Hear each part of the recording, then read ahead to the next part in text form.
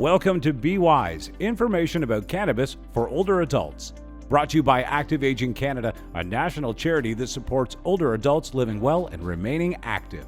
Production for this podcast was made possible through a financial contribution from Health Canada's Substance Use and Addictions Program. Now, let's go to the Active Aging Canada studios and join National Executive Director Patty Clark and Ward Maxwell, Director of Marketing and Communications.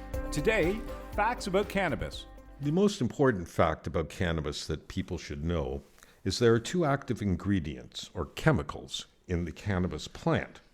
THC, which is short for delta-9 tetrahydrocannabinol, and CBD, which is short for cannabidiol. I think we'll call them THC and CBD. Why don't we do that? Yeah. And if you want to know the exact terms, please get our Be Wise booklet where it's spelled correctly. Okay, right. So we're going to talk a little bit about facts about cannabis. The first thing about cannabis is how's it used? Well, cannabis can be used in a dried form, or an oil can be removed from the plant and then made into various cannabis products. Those cannabis products, remember, this is really important. So the two compounds that we know most about in the cannabis plant are THC and CBD. THC is the psychoactive part of the cannabis plant. That's what makes people feel high. And we're going to put quote marks around that high because it affects people differently depending on their reaction to it. We can't tell you how you're going to react to a cannabis product. This is one of the aspects that's come out through the research that we've looked into. Everyone has a different reaction. So we're going to emphasize to you, try to remember to take it easy, go slow if you are interested in cannabis. So THC is the stuff that makes you feel high, and CBD doesn't do that. It has medical and therapeutic benefits which are still being researched. Right, and there is some information that we were able to gather from all of the literature that we looked through. And as you said, Ward, there's a lot of differences between, and I'm going to say THC and CBD. Much easier to say. As you said, the THC is a psychoactive component and the CBD is a non-psychoactive. So we're going to say that a lot because it's really important that people understand the difference between THC and CBD when they're looking at purchasing cannabis in the future. So the THC product, which is a psychoactive component, also has been used as an anti-nausea chemical. They've also found that it can relieve spasms, it can relieve pain, and may stimulate appetite. So that's the THC component. The CBD component, which is that non-psychoactive component, has shown to reduce pain caused by inflammation. So inflammation in your joints if you've got bad arthritis, something like that. It also looks to control and prevent seizures. And we're going to talk more about the therapeutic benefits much later on in another podcast. This is just an overview. The CBD also is able to control anxiety, and it can relieve some symptoms of psychosis. So there is enough information that we can share that information with you. A lot of the other medical purposes that it's being used for, the research is very limited. And we note this in our book. We can say, that we have found some information about certain things, but it still is very limited. But this does have a fair bit of information behind it. So here's something else you need to know about, though.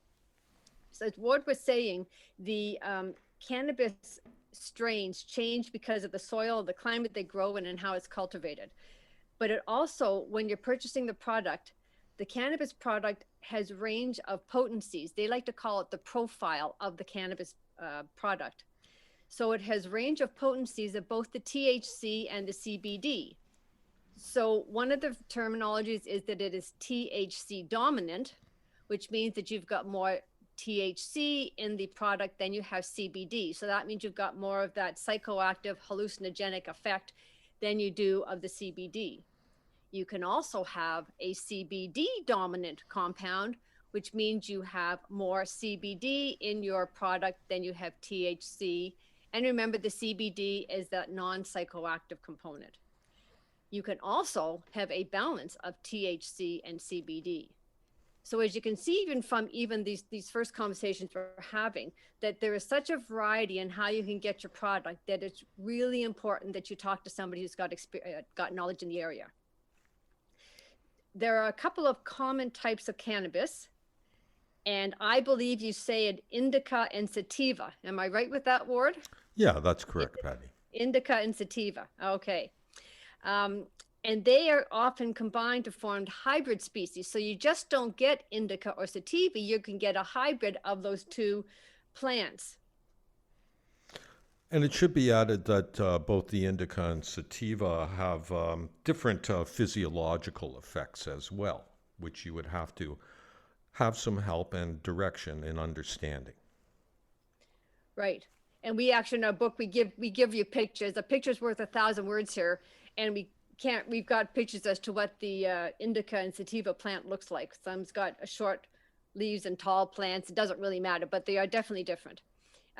But what's really important to know is that each of these subspecies, whether it's the indica or the sativa or a combination, they're marketed for different physiological effects.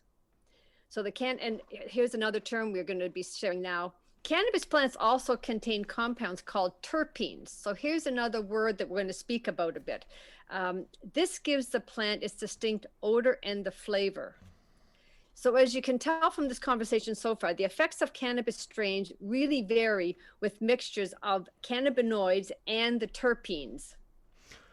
Yeah, just one little note about terpenes so our listeners can understand about them. Actually, you run into terpenes quite regularly. Terpenes are in pine trees. They're in lilac flowers. They're in a number of flowers. They give flavor and smell to the product. So if you're buying a cannabis product, you may see terpenes are mentioned in it, and that's what they're for smell and flavor. Okay, we hope you enjoyed this, and we're looking forward to our next podcast. We're going to tell you about how people consume cannabis. Until then, thanks, Patty. Thanks, Ward. See you again. Well, that's all the time we have for today. For more information, go to activeagingcanada.ca, where you can order a copy of our Be Wise booklet. It's available in 17 languages and is free. The views expressed in this podcast do not necessarily represent the views of Health Canada's Substance Use and Addictions Program. Join us for our next podcast, and until then, remember to be active, be healthy, and be wise.